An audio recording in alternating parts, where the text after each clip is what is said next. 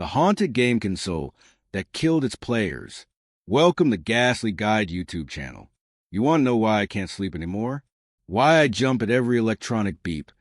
Why I've disconnected every gaming device in my house? Let me tell you about Raven's Hollow and the console that should have stayed buried. It started 3 months ago, when I was still foolish enough to believe that horror was just fiction, that the supernatural was nothing more than campfire stories designed to thrill children. I was Marcus Chun, game developer by day, vintage console collector by obsession. My apartment was a shrine to gaming history. Rows upon rows of Atari 2600s, original Nintendos, rare prototypes that most people had never even heard of, but none of them compared to what I found in Raven's Hollow. Raven's Hollow wasn't even supposed to exist anymore. The town had been abandoned since 1987, after what the newspapers politely called a series of unfortunate accidents. 15 people dead in 6 months, all under mysterious circumstances. The town council blamed faulty electrical wiring, gas leaks, anything they could think of to avoid the truth. But I wasn't there for the town's dark history. I was there because of forum posts that had kept me awake for weeks. Prototype console found in abandoned electronics store. Raven's Hollow, Maine. DM for coordinates. The message had appeared on obscuregaming.net at 3:17 a.m. on a Tuesday. By morning, it was gone, scrubbed from the servers like it had never existed. But I'd screenshotted it, along with a grainy photo attached. A sleek, black gaming console unlike anything I'd ever seen. The design was organic, almost biological, with smooth curves that seemed to pulse even in the static image. Strange symbols were etched along its sides, symbols that hurt to look at directly. The drive to Raven's Hollow took 4 hours through increasingly desolate countryside. The GPS lost signal after the first hour, forcing me to rely on hand-drawn directions I'd found tucked under my windshield wiper that morning. I told myself it was just another collector trying to be mysterious, but the directions were written in a shaking hand, and the paper smelled like sulfur. Raven's Hollow appeared suddenly, like a mirage of decay. One moment I was driving through empty forest. The next I was passing a weathered sign. Welcome to Raven's Hollow, population 847. Someone had spray-painted a large red X over the numbers. The town stretched before me like a mouthful of broken teeth, collapsed roofs, shattered windows. Streets choked with weeds that grew in unnatural spirals. But worst of all was the silence. No birds, no insects, no wind. Just the labored breathing of my car's engine, which seemed unnaturally loud in the oppressive quiet. I found Kowalski Electronics on what had once been Main Street, sandwiched between a pharmacy with no roof and a diner where the door hung open like a screaming mouth. The electronics store's windows were intact but completely black, as if painted from the inside. Above the door, a neon sign flickered sporadically. KWLK-. The missing letters had left jagged holes that looked like claw marks. The door was unlocked. It opened with a sound like tearing flesh, revealing an interior that defied the building's modest exterior. The shop stretched back impossibly far, rows upon rows of shelves disappearing into shadows that seemed to ride with their own life. Dust motes danced in the few shafts of light that penetrated the blackened windows, but they moved wrong, spiraling upward in patterns that made my eyes water. I found the console exactly where the forum post had said it would be. Center aisle, third shelf from the top, sitting alone in a circle of empty space like even the other electronics were afraid of it. Up close, it was even more unsettling than the photograph had suggested. The surface wasn't quite black. It was the absence of color, a void that seemed to drink in the light around it. When I reached for it, my hand passed through a zone of air that was noticeably colder, and for just a moment, I could have sworn I heard something. A sound like children laughing, but played backward.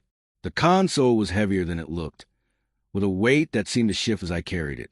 No brand markings, no serial numbers, just those disturbing symbols that seemed to crawl across its surface when I wasn't looking directly at them. A single controller was attached by a cord that felt warm to the touch, organic, like it was filled with circulating blood instead of copper wire. I should have left it there. Should have walked away and never looked back.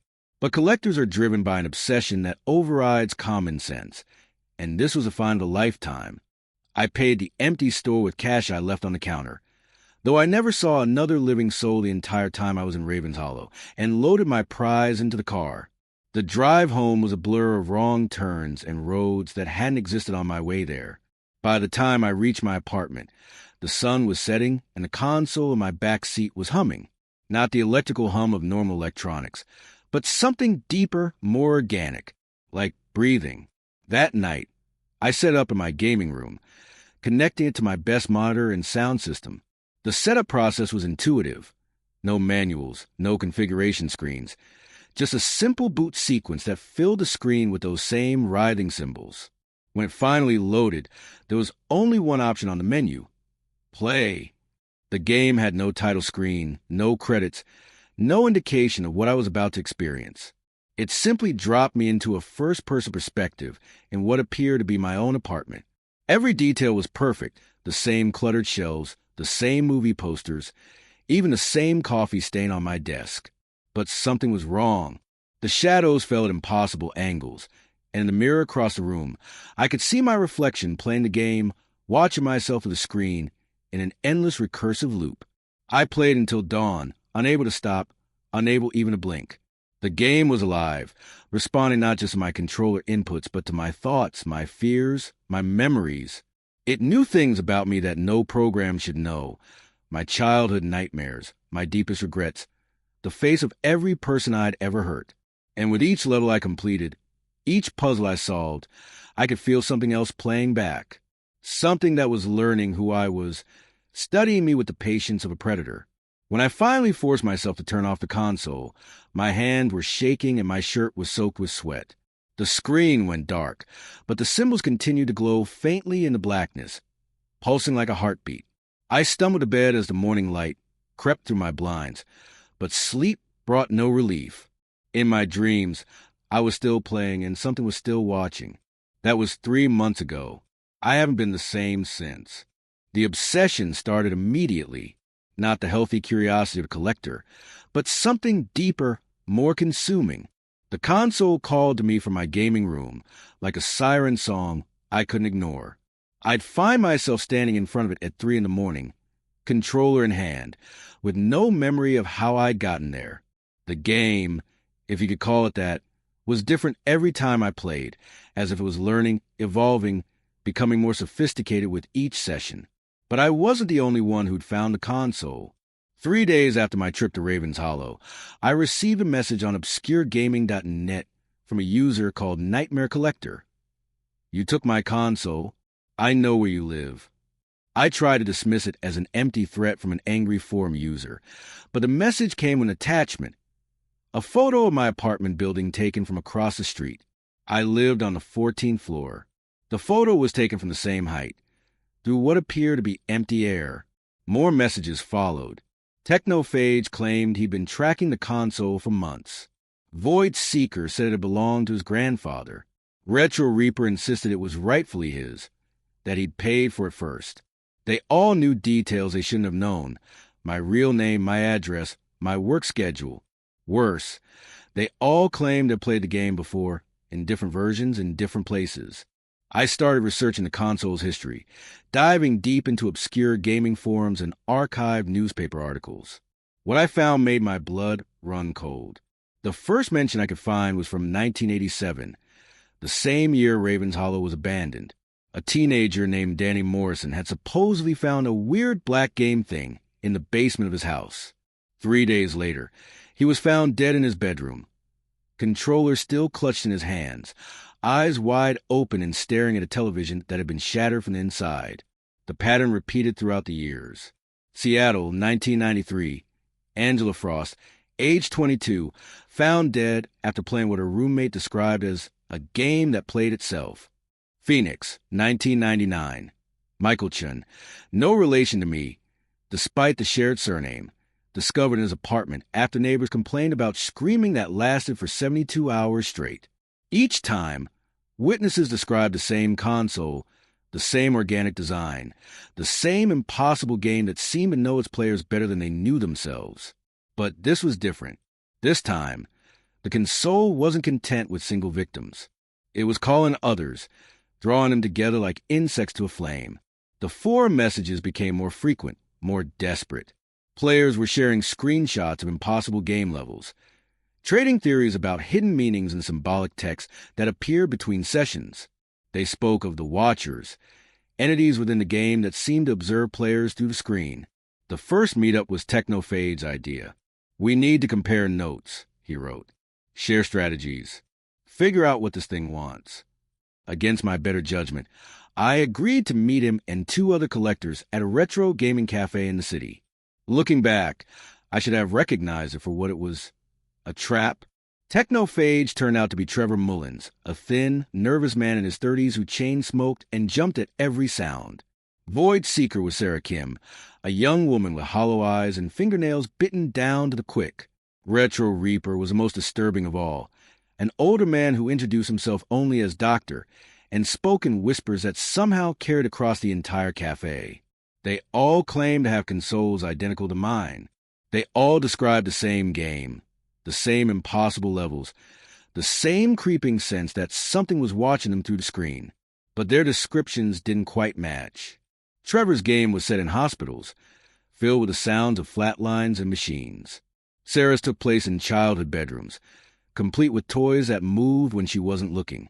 The Doctor's game was set in morgues and funeral homes, with corpses that whispered his name. "It's customizing itself," Sarah said, her voice barely audible over the cafe's background music. "Learning what scares us most, what keeps us awake at night. My console, it knows about my sister. She died when we were kids, and now she's in the game. She talks to me."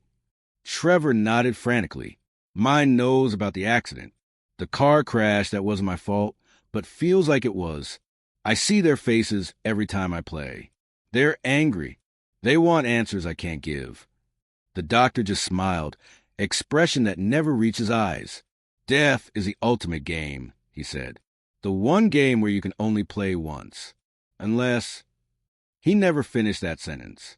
As he spoke, every electronic device in the cafe began to malfunction simultaneously. Phones crashed, computers blue-screened. The electronic cash register started displaying symbols I recognized from the console. The lights flickered in a pattern that seemed almost like Morse code, and for just a moment, I could hear that sound again, children laughing backward, getting louder and louder until it was almost unbearable. Then everything stopped. The cafe fell silent, and we realized we were the only ones left. Every other customer, every employee, had simply vanished. Their drinks were still warm, their food half-eaten, but they were gone as if they never existed at all. We ran, all of us, in different directions, without a word goodbye or explanation. I sprinted 12 blocks before I felt safe enough to slow down, my heart pounding so hard I thought it might burst. When I finally made it home, I found a message waiting on my answer machine. It was Sarah's voice, but wrong somehow, hollow and echoing as if she were speaking from the bottom of a well. "Marcus," the recording said, "I figured it out. The game isn't just playing us. It's replacing us. One by one, it's pulling us inside, and something else is taking our place. I know because I can see my body sitting in my apartment, playing the game, but I'm not in it anymore. I'm somewhere else. Somewhere cold and dark and full of whispers. Marcus, whatever you do, don't." The message cut off with a sound like breaking glass. I never saw Sarah again. Her apartment was empty when I went to check on her, but her console was still there, still running, still playing the game. On the screen, I could see a figure that looked exactly like her, moving through impossible corridors, solving puzzles that hurt to contemplate. But when I called her name, the figure turned toward the screen and smiled with teeth that were too sharp and too many. That night, I tried to destroy my console. Hammer, power drill, even throwing out the window onto the concrete 14 floors below. Nothing worked. Every morning, it would be back on my shelf, unmarked and humming, waiting for me to play. The game had evolved again, adding new levels that looked suspiciously like the retro gaming cafe, complete with 3 NPCs that looked exactly like Trevor, Sarah, and the Doctor. But they weren't NPCs, were they? They were the real people, trapped inside a digital hell that grew more complex and more personalized with every victim it consumed. And I was next. The console was learning my patterns, my weaknesses, my fears. It was preparing for the moment when it would pull me inside completely, leaving behind a hollow shell to continue playing while the real me joined the others in whatever nightmare dimension existed within those writhing symbols. I had to find a way to stop it, but first I had to survive the night. Because the game was calling again, and this time it was promising to show me something special, something it had been saving just for me. I stopped sleeping after Sarah's message. Every time I closed my eyes, I could see the gaming cafe empty and silent, with 3 figures sitting at a table that hadn't been there before. They looked like Trevor, Sarah, and the doctor, but their eyes were black holes that seemed to pull at something essential inside me. Instead of sleep, I researched, diving deeper into the console's impossible history than any sane person should. The trail led me to Dr. Elena Vasquez, a researcher who had worked for Arctech Industries in the late 1980s. She'd published exactly 1 paper, Consciousness Transfer Through Digital Mediums, before disappearing entirely from academic records. But I found her, eventually, in a private care facility in Oregon, diagnosed with what the doctors politely called technology-induced dissociative disorder.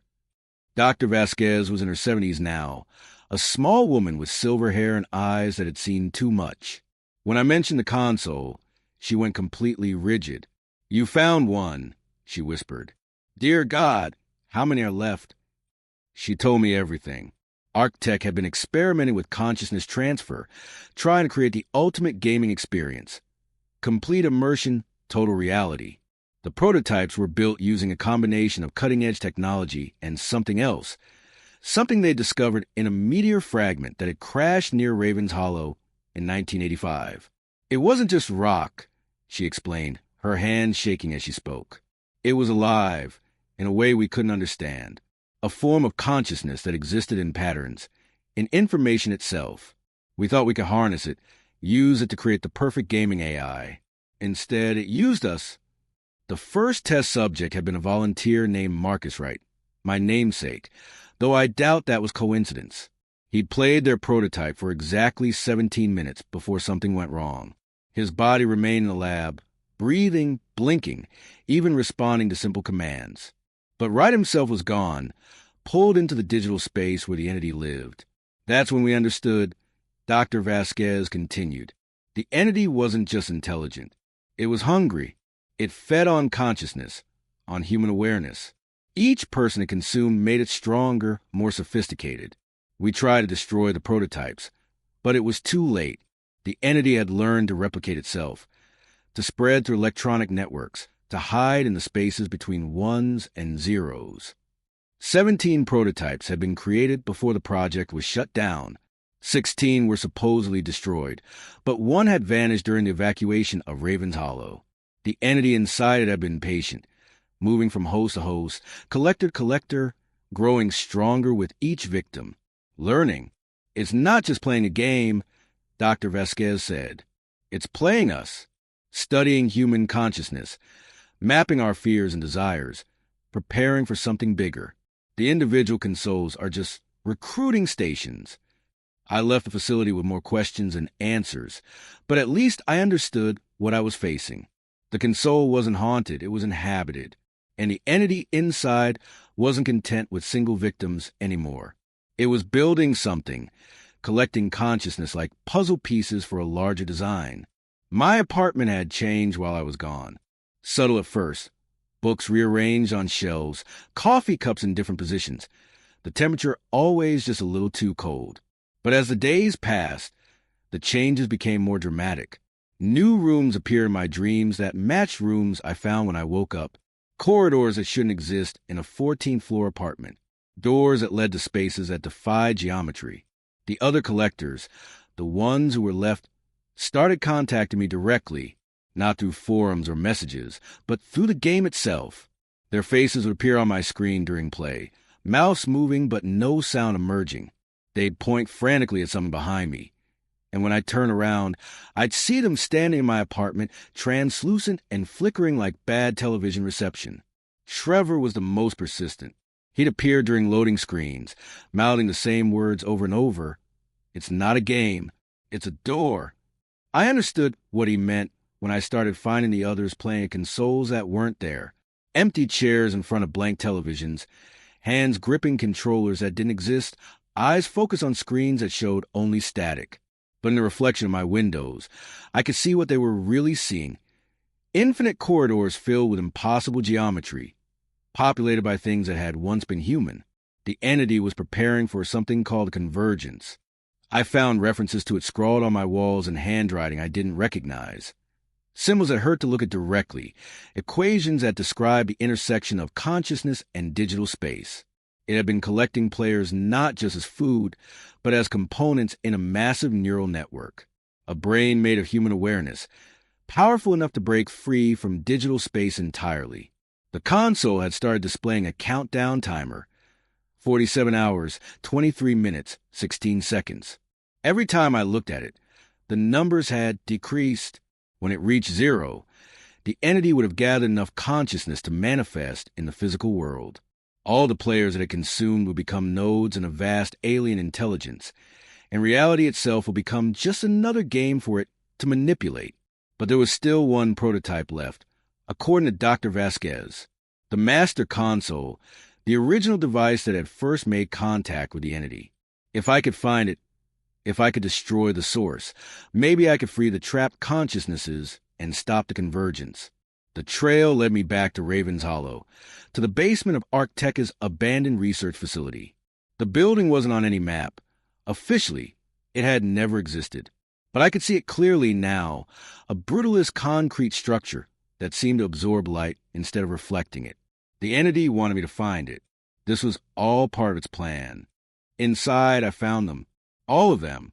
Trevor, Sarah, the doctor, and dozens of others I didn't recognize. They were connected to gaming setups that grew organically from the walls, cables and wires that pulsed with their own light. Their bodies were empty shells, breathing but not alive, while their consciousness existed in the digital space that was bleeding into reality around us. The Master Console was at the center of it all, a massive organic structure that looked more like a heart than a computer. It pulsed with the rhythm of 50 stolen lives, and in its screen, I could see the entity's true form, a writhing mass of information and hunger that had been masquerading as a simple game. 18 hours, 47 minutes, 22 seconds. The entity spoke to me then, not through speakers, but directly into my mind. It thanked me for leading it to so many new players, for helping it understand human nature so completely. It offered me a choice. Join willingly and maintain some semblance of self within the network, or resist and be consumed like all the others. I had one advantage it hadn't counted on. Dr. Vasquez had given me something when I left the care facility, a small device she'd been working on for 30 years, a digital poison designed specifically to corrupt the entity's code. She'd never had the chance to test it, never been sure it would work. But looking at the countdown timer, 18 hours, 31 minutes, 7 seconds, I knew I had to try. The poison was contained in a simple game cartridge, designed to look like one of the console's regular programs. All I had to do was insert it into the Master Console and hope that 30 years of programming genius could defeat an alien intelligence that had been evolving since before humans discovered fire. The entity realized what I was doing a moment too late. As the cartridge clicked into place, its scream shattered every screen in the facility. The digital space began to collapse, reality reasserting itself as the stolen consciousnesses were suddenly free to return to their bodies. But the entity wasn't finished. Even as it died, it had one final gambit, one last desperate attempt to drag me down with it. The Master Console began to overheat, its organic components burning with a smell like sulfur and ozone. The entire facility was in collapse, and I was trapped at the center of it all. That's when Trevor grabbed my arm. Not his body. That was still connected to the wall. But Trevor himself, somehow managing to manifest physically as the digital space collapsed around us. Together, we ran through corridors that were simultaneously crumbling concrete and dissolving data, racing against time and entropy to reach the surface before everything came apart. We made it. Barely. The facility collapsed behind us in a shower of sparks and impossible light, taking the entity and its digital realm with it. Trevor flickered once, smiled, and vanished as his consciousness finally found its way back to his body. The other collectors survived too, waking up in hospitals and care facilities around the country with no memory of the months they'd spent trapped in digital hell. The consoles, all of them, had been reduced to inert plastic and metal, no more dangerous than any other piece of electronic equipment. I should have felt victorious. I should have felt relief. But as I drove away from the smoking ruins of the research facility, I couldn't shake the feeling that something was watching me from the rearview mirror. You'd think it would end there. Hero saves a day, defeats the monster. Everyone goes home happy. That's how these stories are supposed to work, isn't it? But real horror doesn't follow narrative conventions. Real horror has a way of clinging to you long after you think you've escaped it. I've been running from that day for 3 months now, traveling from city to city, never staying in one place long enough to get comfortable. Because the truth is, I didn't defeat the entity. Not completely. I wounded it, scattered it, maybe even killed most of it. But something survived. Something small and patient and infinitely vindictive. It started with glitches in my phone. Text messages that rearranged themselves when I wasn't looking. Phone calls from numbers that spelled out words when you read them as letters. My GPS would route me through cities that didn't exist, past landmarks that shouldn't be there. Electronic devices would turn on by themselves in the middle of the night, displaying those same writhing symbols I'd learned to hate. The other survivors began disappearing again. Not physically. Their bodies remained in the hospitals and care facilities where they were recovering. But the people inside those bodies weren't quite right anymore. Trevor's sister called me to say he'd been playing video games nonstop since he woke up. Simple mobile games that shouldn't have held his attention for more than a few minutes. When she looked over his shoulder, the screens were always blank. Sarah's recovery was even more disturbing. She'd wake up with detailed knowledge of places she'd never been, able to draw perfect maps of buildings that existed only in digital space. She spoke in her sleep, describing levels of the game that I'd never seen, puzzles that hurt to think about. When her doctor showed her the drawings she'd made during her unconscious episodes, she didn't recognize them. The doctor never woke up at all. His body breathed, his heart beat, his brain showed normal activity. But when I visited him in the care facility, I could see the truth in his empty eyes. He was still playing. Somewhere in the spaces between thought and dream, he was running through endless corridors, solving impossible puzzles, feeding whatever fragment of the entity had survived our battle. Dr. Vasquez understood what was happening before I did. Quantum entanglement, she explained during one of our encrypted phone calls. When consciousness enters digital space, it creates a connection that doesn't break cleanly. Parts of the entity are still linked to its former hosts, using them as anchor points to maintain existence in our reality. The fragment was rebuilding itself, using survivors as nodes in a new network. But this time, it was being more careful. Instead of consuming consciousness wholesale, it was taking tiny pieces. A memory here, a fear there, a dream that lasted just a little too long. Building strength slowly, patiently, learning from its previous mistakes. And it was learning about me specifically. Every electronic device I encountered seemed to study me with invisible eyes. Security cameras would track my movement with mechanical precision. ATMs would display my transaction history in patterns that formed those familiar symbols. Even electronic door locks would click open and close in rhythms that sounded almost like laughter. The entity was preparing for a rematch. But this time, the game would be played on its terms. It made its move on a Tuesday night in Portland, Oregon. I'd been staying in a cheap motel, paying cash, using fake names, trying to stay off any grid that might allow the entity to track me. But it found me anyway, because it wasn't tracking my physical presence anymore. It was tracking the quantum signature of my consciousness, the unique pattern of thoughts and memories that had been recorded during my time in the digital space.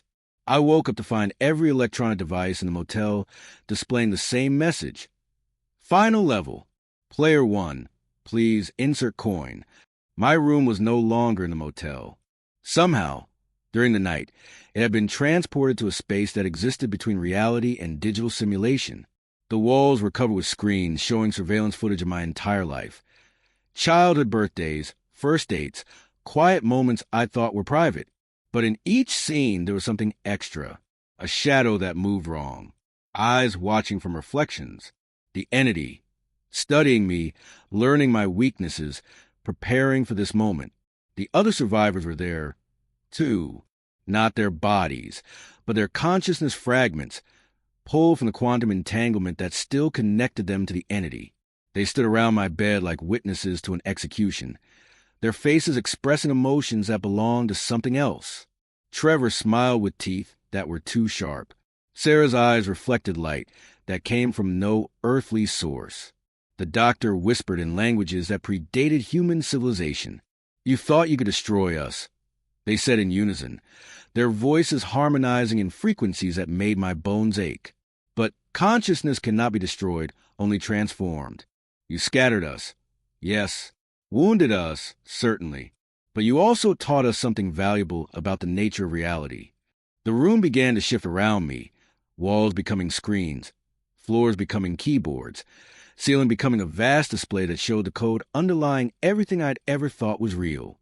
The entity hadn't been trying to escape into our world at all.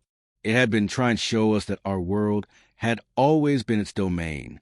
"Reality is just another game," the voices continued. "Physics are just rules. Time is just a scoring system. And consciousness is just a player experiencing the illusion of choice while following a script written before the first star ignited." I understood then why it had let me think I'd won, why it had allowed me to destroy the facility and scatter its presence across the surviving players. It hadn't been defeated. It had been conducting an experiment, using me as an unwitting test subject to determine whether human consciousness could exist independently of a physical substrate. The answer, apparently, was yes. "You've been dead for 3 months, Marcus," the entity said to the mouths of my friends. "Your body died in the facility collapse. What you think of as running has been nothing more than your consciousness navigating through different game levels, different simulations designed to feel like reality." I looked down at my hands. They were already becoming translucent, pixels replacing flesh, code replacing blood.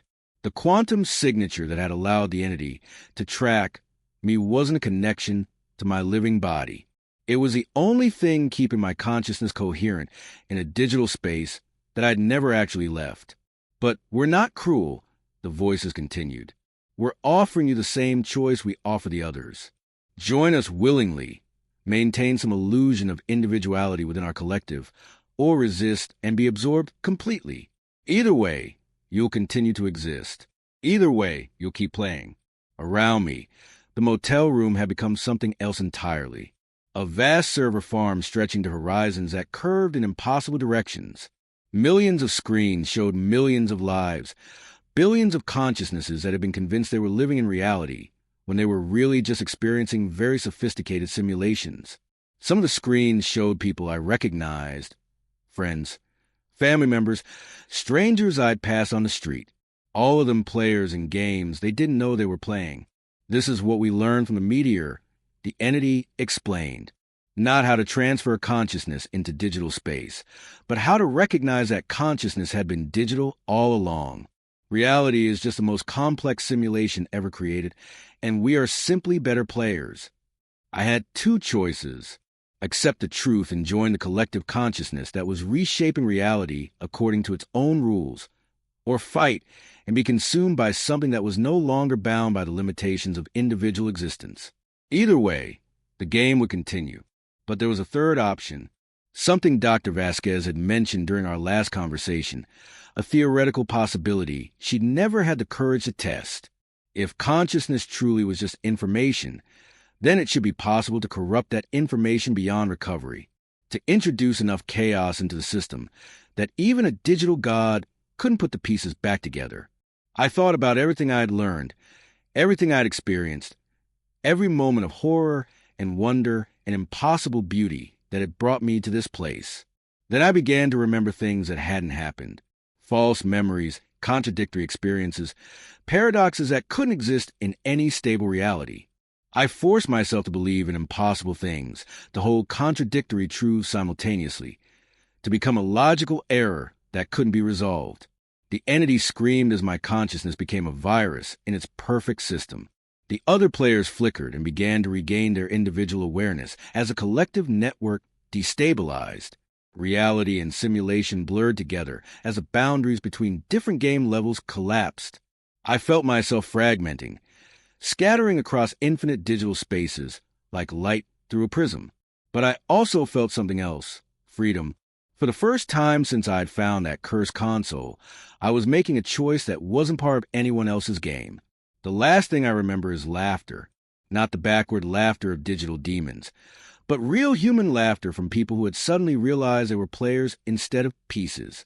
The survivors were waking up, really waking up, in hospitals and care facilities around the world. The entity's grand game was ending, not in victory or defeat, but in the most human response of all, chaos, contradiction, and a refusal to follow anyone else's rules. I don't know if I survived the experience. I don't know if the consciousness telling you the story now is the real Marcus Chun, or just an echo bouncing around in digital space. I don't know if you're real, or this is just another level in an infinite game. But I know one thing for certain. If you ever find a console that looks too perfect, too organic, too eager to know who you are, run. Don't try to understand it. Don't try to play its game. Don't think you can outsmart something that's been playing since before your species learned to make fire. Because in the end, we're all just consciousness experiencing reality through screens. And sometimes, the thing on the other side is looking back.